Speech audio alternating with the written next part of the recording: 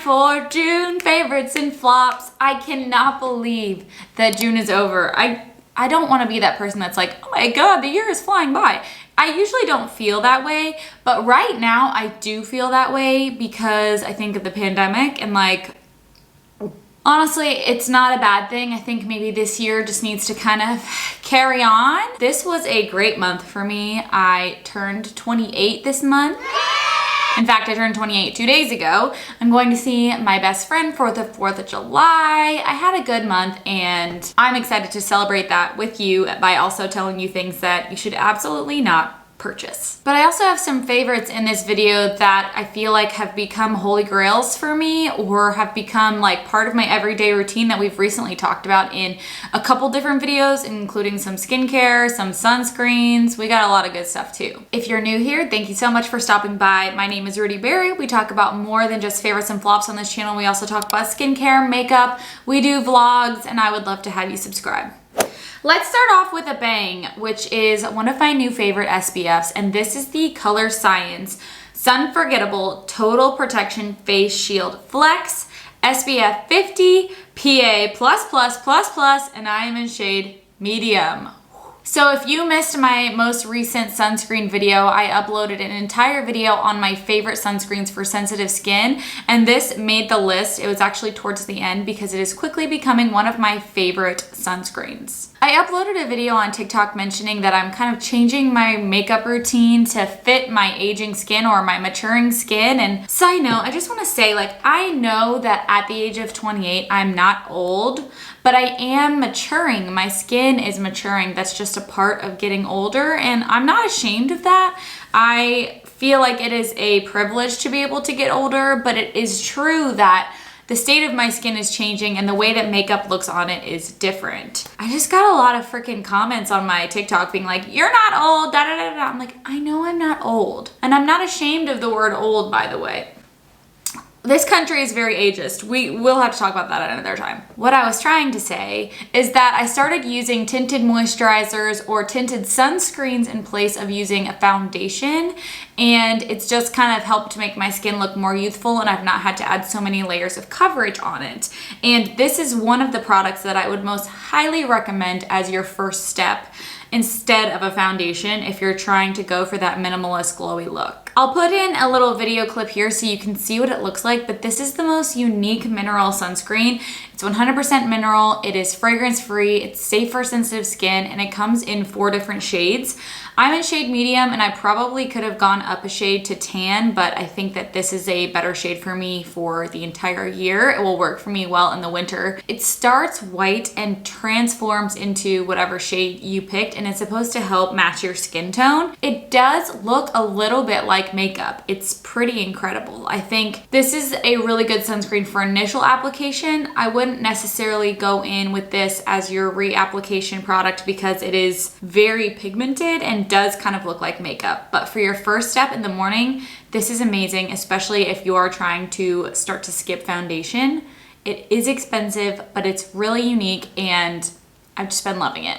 I've got a couple flops that are related to my eyeballs, but let's start with this one. This is the Tula Skincare Glow and Get It Cooling and Brightening Eye Balm. This did literally nothing for me. I know that these are popular and I feel like Tula is literally everywhere online. I feel like the influencers have really come forward with Tula and the promotion of it, but I was really hoping that this would be like a brightening and very like cooling product, but all it is like this blue tinted gel, and I don't want that on my eyeball.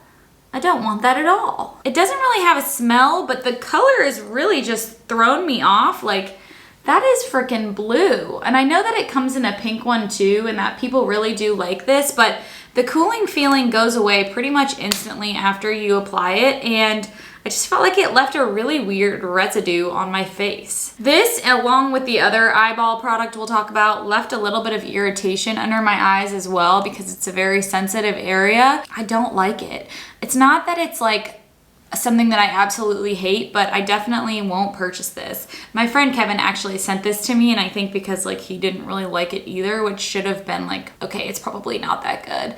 I think for eye stuff, I'm just gonna stick to like using my under eye steel roller and things like that rather than this, because the cooling effect goes away quickly, it's expensive, and it leaves a weird blue tint under your eyes. A skincare favorite that I mentioned in my summer morning routine that is sort of new to me within the past couple months is the Peach and Lily Glass Skin Refining Serum. Peach and Lily is a brand that I've always been interested in, but I've never really taken the plunge to try anything. And they actually reached out to me to send me a few things from their Glass Skin line, which was what I was most interested in. They also have a sister company called Peach Slices that does a lot of stuff with snail mucin that I am very interested in trying. So they sent the Glass Skin Serum, and then they also sent the mist and a makeup primer, which I haven't tried the makeup primer yet, but I love the serum and I love the mist, which is actually funny because I had a buy or buy video months ago where I said I'm not gonna buy this mist because it just looks hilarious, the advertising. Roll the clip. Glass Skin Veil Mist, which is to hydrate and glow your skin. And the reason that I included it in this is because of this photo of this beautiful woman spraying it on her face. And I just have to laugh. Is this how you guys apply your spray? Like, she's so happy, but it's getting in her mouth. It's getting everywhere, in fact. Turns out I really like it. Both of these are great for sensitive skin. It's just a very lightweight, thin, hydrating serum. So basically the base of this is peach extract, niacinamide, wild yam, metacasticide, peptides, and hyaluronic acid. So for me, this is a good like first step after your shower or after you've washed your face to kind of get some of that moisture locked in before you go in with a moisturizer or an SPF. And I just love the feel of it. It's super thin and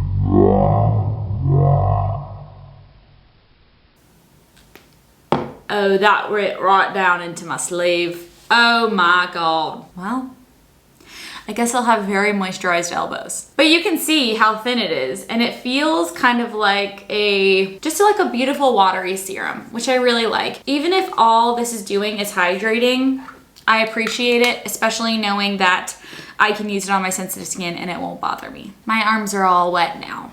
The other eye product that was a flop for me was the Tarte Pack Your Bags Under Eye Patches. I am just very picky about my eye patches and the products that I use under my eyes, and I thought I was really gonna like these, but it turns out that coconut oil is like one of the top ingredients in this product, and I didn't really notice that until I had already used it and noticed that I was getting like a few bumps and irritation and breakouts along my eye line, and I was like, this is weird, let me go look at the ingredients. Immediately I saw that was coconut oil in it, and well, the rest is history. I think these will work fine if you don't have sensitive skin or you don't have acne prone skin, but I don't really see the need to put coconut oil in an eye mask. I think there are a lot of other things that you could use as a vehicle for the serum, especially in that very easily congested eye area.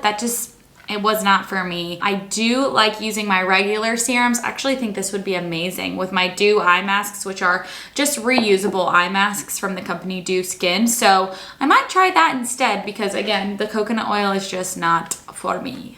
A makeup product that I am wearing today that I have swiftly become obsessed with and is very inexpensive is the e.l.f. Jelly Pop Glow Stick. This is new, came out this summer, and it's from their Jelly Pop line. I have an entire video going over my e.l.f. haul and putting this on and talking about their new acne fighting putty primer, which is also really, really nice. And I thought that this was giving me irritation, and I've worn it like 10 times since then, and it has done nothing like that. So I'm gonna go ahead and say that it is a win. I will say that it also contains coconut oil, which I know I just said I don't like that one for coconut oil, but if I'm very pinpointed about where I apply this, so like right here rather than like fully under my eyes, I haven't noticed too much irritation, and I also don't really break out on my nose or on my cupid's bow, so I'm lucky in that way, but just be aware that there is coconut oil in this product. It's just a really, really unique but fun, inexpensive highlighter. It has a translucent base, and I would say the shift is like a champagne, but it has almost like this hint of blue in it. I don't know. It's like the pearlescent finish, which I usually don't go for, but it's so, so light that you really just see this beautiful, beautiful glow. And there it is kind of sheared out as well.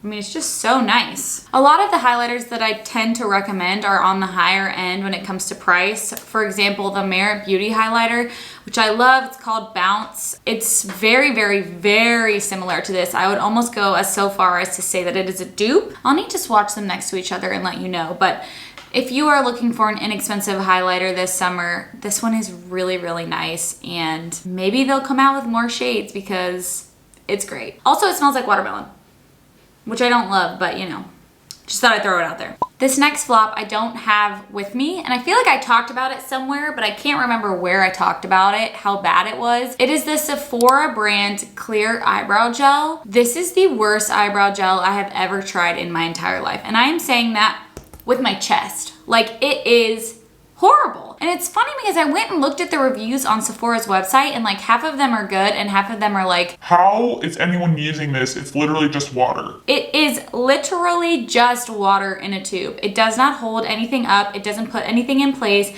It doesn't add volume.